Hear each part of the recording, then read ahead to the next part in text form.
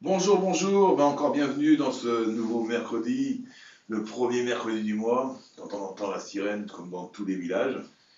On a mis en place un système de projection de la motivation, je dirais, tous les premiers mercredis du mois. Alors, ça touche bien sûr énormément de monde, hein, ça peut toucher, je dirais, bien sûr, dans notre cœur de métier, les commerciaux, les entrepreneurs, les chefs d'entreprise, les managers, aussi pour apprendre aussi à motiver leurs équipes. Et aujourd'hui, je voudrais, au bout de cette sixième vidéo, vous donner la motivation, mais dans tous les sens du terme. C'est vrai qu'aujourd'hui, on approche des vacances, il y a plein de choses de prévues, peut-être des remises en question, peut-être un nouveau boulot en septembre, ou une nouvelle mission, des nouveaux produits. Et comment faire pour vraiment redémarrer cette année et bien la finir en beauté. Quand je dis l'année, c'est l'année des vacances, et bien la finir en beauté. Alors c'est vrai que de plus en plus, quand on m'écrit, quand je pose des questions, on me donne des réponses du style bah, je suis motivé quand même tous les jours, mais pas dans tous les éléments de ma vie. Alors il faut bien comprendre une chose, c'est que l'être humain évolue dans 5 domaines. Professionnel, personnel, le social, sa relation avec les amis, la famille, qu'est-ce que j'ai comme entretien, comme relation avec toute ma famille, est-ce que c'est de la famille éloignée, et derrière, ce qu'on appelle le couple. Alors pour les célibataires, vous ne prenez pas la tête, c'est pas parce qu'il n'y a pas de couple que vous ne serez pas motivé. Mais dans tous les domaines de vie, qu'on puisse avoir dans son chemin, son parcours de vie, l'éducation des enfants, les différents achats, projets, c'est-à-dire est-ce que j'achète une maison, j'ai l'intention de m'acheter une voiture, j'ai l'intention de monter une nouvelle boîte, enfin tous les domaines, le sport, la santé, l'hygiène, eh bien on n'a pas toujours les mêmes degrés de motivation par rapport à ce que l'on fait. Il y a une première question qu'il faut se poser, c'est personne ne fait d'effort si ce que l'effort que vous allez prononcer n'a pas d'intérêt. C'est-à-dire que si par exemple vous êtes commercial et que vous fassiez 10 ventes, 15 ventes, 20 ventes, 30 ventes, s'il n'y a pas une motivation au bout de monter en degré de vente, vous n'allez pas forcément donner du bon sens à votre travail. Quand vous éduquez vos enfants le soir, quand ils rentrent chez vous, chez eux, il y a les devoirs. Alors il y a des gens qui sont très assidus sur les devoirs. Et un enfant, à partir du moment qu'il fait un exercice, ça porte bien le terme, il est en train de s'exercer. Quel degré de motivation donnez-vous à ces éléments-là? Vous voyez que la motivation, on peut la travailler dans tous les sens du terme. Qu'est-ce qui me motive à bouger? Qu'est-ce qui me motive à faire ça? Qu'est-ce qui me motive à voir quelque chose? Alors une petite anecdote, il y a une quinzaine de jours, je suis parti faire un petit tour du côté de la Camargue. La motivation était laquelle chez moi? D'abord, la première, c'est de sortir un petit peu du contexte professionnel, de la région de Brest, peut-être pour aller chercher un peu plus le soleil, rencontrer une amie là-bas qui m'a fait visiter différents domaines. Ma motivation était le changement d'air. Quand j'ai repris la route pour revenir bien sûr à Brest, je me suis posé la question dans ma voiture, est-ce que la motivation que tu as mis au début t'a apporté des choses bonnes pour toi? Eh bien oui, ça va éclairer ma vision et ça m'a redonné de l'énergie beaucoup plus pour les affaires à suivre. Alors quand je dis que personne ne fait d'effort, c'est ce que l'effort consenti n'a pas de sens. Ça veut dire qu'aujourd'hui, quand vous avez un objectif, il faut lui donner du sens impérativement. Ça ne sert à rien de dire à votre manager ou à une plus simple, à la personne qui vous dirige, ou même si vous êtes tout seul, oui, oui, t'inquiète, je te fais 30 000 de chiffres ce mois-ci, je te fais 40, suivant les produits que vous voulez. Pourquoi? Si vous avez un objectif de 30 000, vous allez chercher les 40 000. Qu'est-ce qui va vous motiver? L'argent, la reconnaissance, le fait de monter en grade, un projet, un achat. Si vous ne donnez pas du sens dans votre objectif, ça va être difficile de l'atteindre. Mais un objectif, c'est quoi? Un objectif, il doit se valider en 5 points.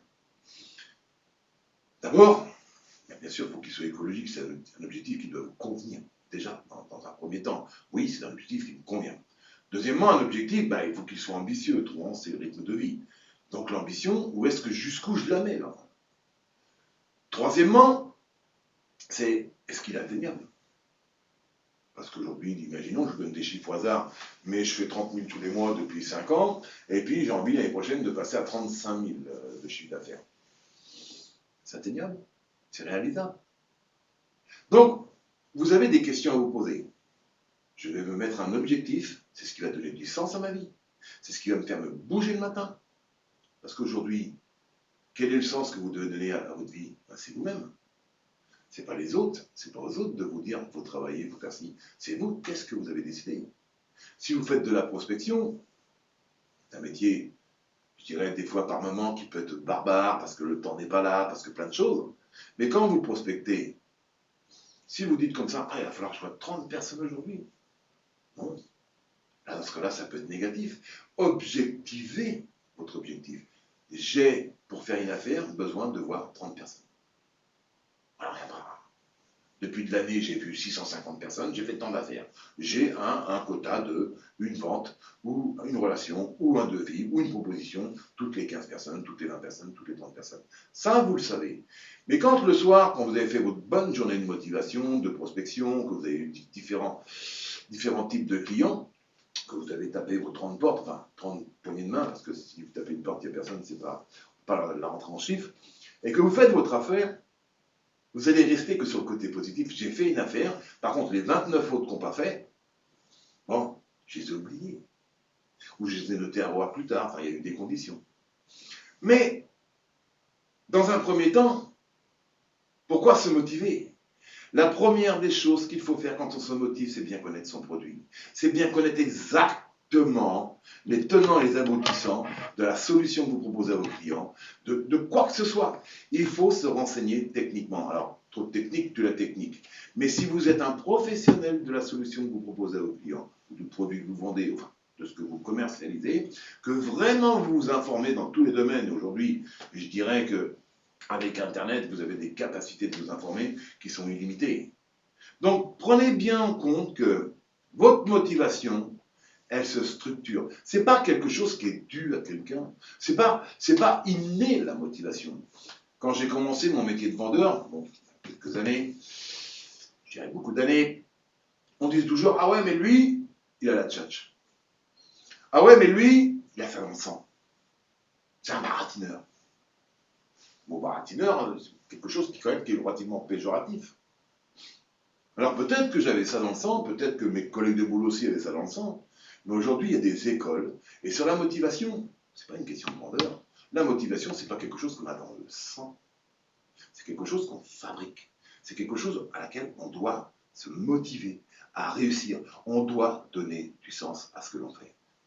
Dans tous les domaines, vous faites un régime. Pourquoi je fais un régime?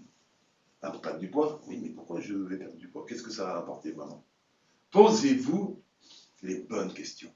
Si vous ne travaillez pas sur vous, ça va être compliqué de trouver les sources de motivation. Imaginons un manager, un chef d'équipe, il a une dizaine de commerciaux. Eh bien, sur ces 10 commerciaux, s'il ne fait pas d'entretien individuel pour connaître les réelles motivations de son collaborateur, s'il fait une forme de management, je dirais, complet avec tout le monde dans le même sens, il y a des gens qui vont s'y retrouver, sûrement, et d'autres, bon, ça me cause, mais ce n'est pas ce qui va me motiver. Le sens que vous donnez à votre travail, c'est vous qui vous le donnez, et sûrement pas quelqu'un d'autre. Les autres qui vont vous donner quelque chose, c'est un avis, mais l'avis, vous pouvez le prendre, mais c'est pas forcément comme ça qu'il faut travailler. Il faut vraiment travailler dans vous-même. Quel est le sens que je donne à ma vie? À partir de quand?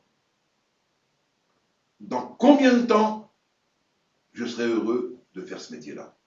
Dans combien de temps je pourrais dire, là je suis bien motivé, je travaille bien, je donne réellement du sens à ma vie? C'est quoi le sens? J'ai une reconnaissance de la part de mes pairs, de mes responsables. J'augmente mon salaire, ce qui me permet peut-être de privilégier une action chez moi plus importante, comme les vacances, comme les sports d'hiver, comme Noël, comme les vacances où on bouge un petit peu. Un achat de voiture, un appartement, une maison, quoi que ce soit. Une vie plus confortable, du sport. Il y a tellement d'éléments dans la vie qui peuvent vous motiver. Mais si vous restez dans votre quotidien, tous les jours, à dire je vais au boulot, bah, vous allez rentrer dans un circuit où votre motivation, elle est là, mais elle n'est pas au maximum.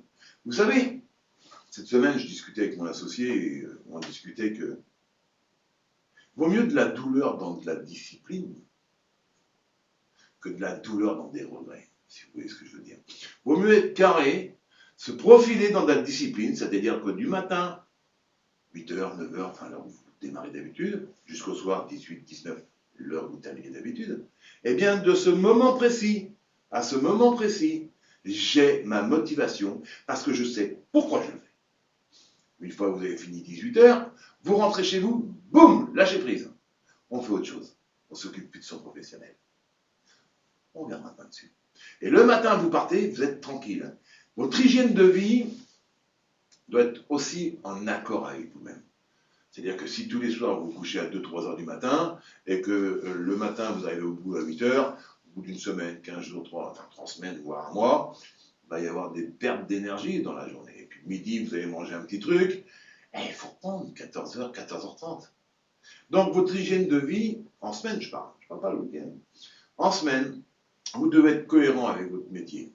Si vous êtes un homme de terrain ou une femme de terrain, que le matin vous partez voir vos clients et en découvrir d'autres, si vous avez une bonne énergie et une bonne motivation et que vous savez pourquoi vous le faites, à partir de ce moment-là, vous aurez des résultats. Souvent, quand on prospecte, on voit que le côté négatif des choses. Arrêtez de penser négatif, pensez toujours positif. Mandela disait, je perds jamais moi, soit je gagne, soit j'apprends, il n'y a pas 36 choix. Si j'ai un échec, je rencontre un échec, qu'est-ce qu'il m'apprend? Si je fais une journée de prospection et que dans cette journée, rien n'est tombé, qu'est-ce que j'apprends? Est-ce que j'ai bien fait mon pitch? Est-ce que j'étais de bonne humeur? Est-ce qu'on ressentait sur moi mon énergie? La question fondamentale, c'est qui je suis? Qu'est-ce que je veux devenir? Je vous ai dit en tout début de parcours, personne ne fait d'effort, c'est que l'effort consenti n'a pas de valeur. Mais par contre, si ça vous apporte véritable valeur à vos yeux, dans ce cas-là, vous allez le faire de bon cœur et vous allez avoir envie de continuer. Ça, c'est fondamental. Parce que l'énergie amène de l'énergie. Il ne faut pas croire que si vous avez fait une semaine de boulot à donf avec de l'énergie, vous serez plus fatigué que si vous n'avez rien foutu de la semaine. Non. Mais vous aurez une autre satisfaction, une petite couleur dans la tête qui sera meilleure que si vous n'avez rien fait. Donc, personne ne fait d'effort s'il ne voit pas le lien entre la mesure de l'effort consenti et ce qu'il reçoit en retour. Mais s'il voit le lien, à ce moment-là, il le fait et il continue. Et il en fait plus.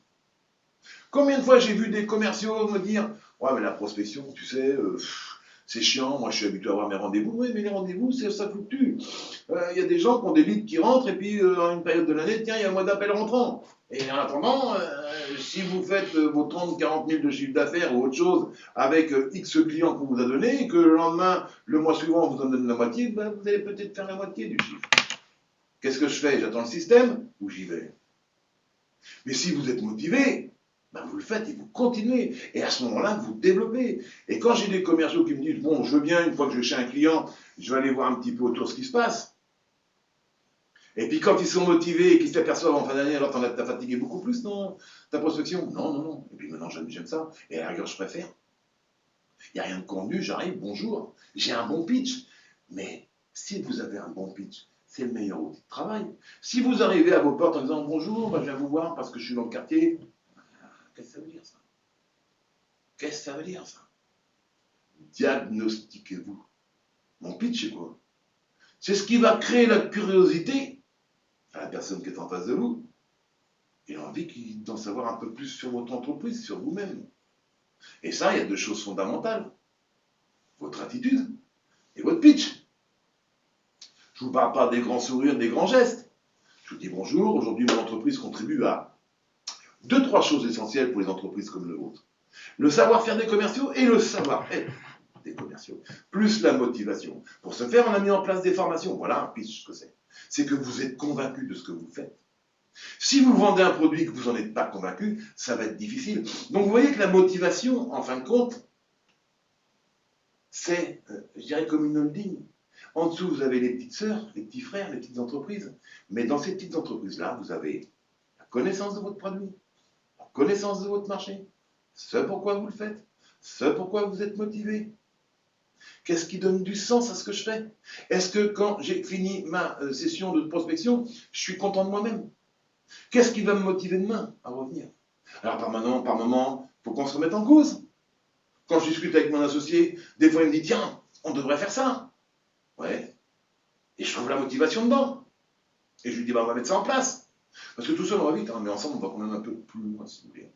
Donc ce qui est fondamental à retenir pour ces petites 15 minutes de motivation, c'est posez-vous les bonnes questions. Arrêtez de penser ce que les autres pensent de vous. Ça ne doit pas vous intéresser, ça. Ça, c'est des indicateurs. Mais regardez-vous dans une glace, prenez une feuille. Qu'est-ce qui va me motiver à faire ce métier-là? Pourquoi je vends mon produit? Et pourquoi je vends ce produit-là? Ah oui, mais bon, on est plus cher que le concurrent. Ok. Si un client vous dit, oui, mais c'est un peu cher pour nous, bien sûr, ça représente un certain budget. Ça, je vous l'accorde complètement. Mais comme je vous l'ai expliqué, on se rapproche vraiment d'un rapport qualité-prix à laquelle j'ai vu que vous étiez sensible. Et aujourd'hui, si vous retenez la proposition que je vous faites, la vraie question à se poser, parce qu'il y a un investissement. Est-ce que je fais un bon ou un mauvais usage de ma trésorerie ou de mon argent? Et là, je vous ai montré par A plus B que, en appliquant cette méthodologie-là, la solution que je vous apporte, vous gagnez de l'argent et vous évitez d'en perdre. Dans une de mes pastilles vidéo, j'ai décidé de dire, si je vous donne 20 euros, vous êtes super content, mais si je vous les reprends, vous êtes 2 fois moins content. Les gens assimilent plus de motivation et d'émotion dans la perte que dans le gain. À comprendre. Donc si vous voulez être motivé, personne ne fait d'effort sur quelque chose qu'il ne sait pas faire. C'est pourquoi être motivé à prospecter si on ne vous donne pas les outils de prospection.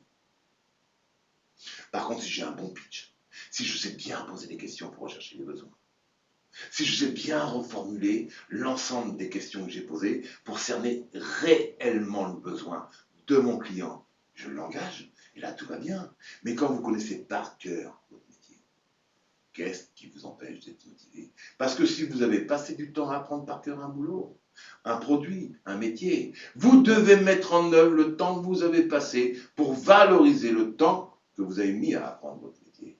Donc, ne cherchez pas midi à 14 heures ou les excuses.